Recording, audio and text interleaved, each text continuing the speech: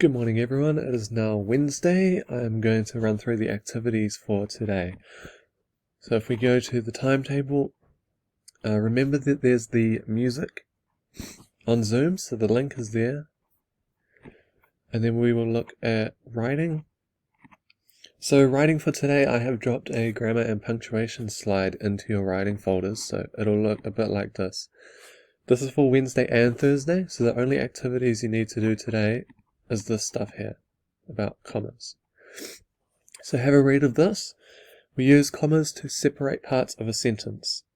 So commas are used as a little pause. So if you read this, the doorbell rang, startling Mr. Johnson. Jake, realizing he was late, started running to school. So you can see we have a little bit of a pause where those commas are.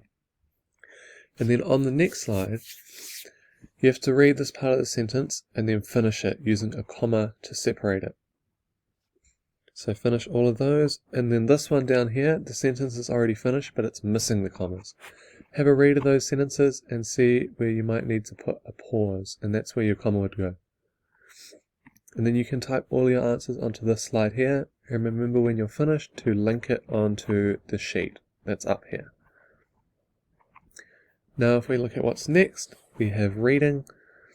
So for reading, you're doing exactly the same thing that you did on Monday and Tuesday, but you now have a different article.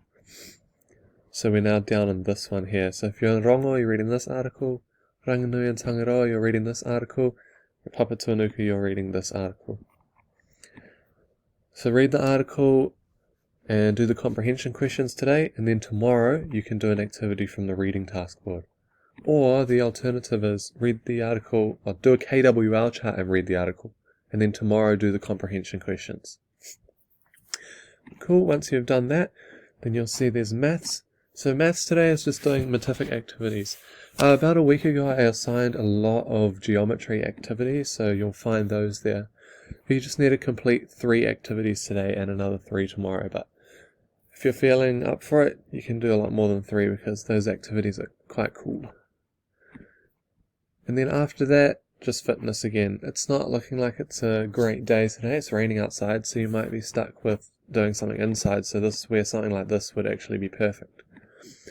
So remember, you can make up your own table, put your own activities on here. Just draw the card over. Whatever the card is the activity you do, depending on what you put next to it on the table.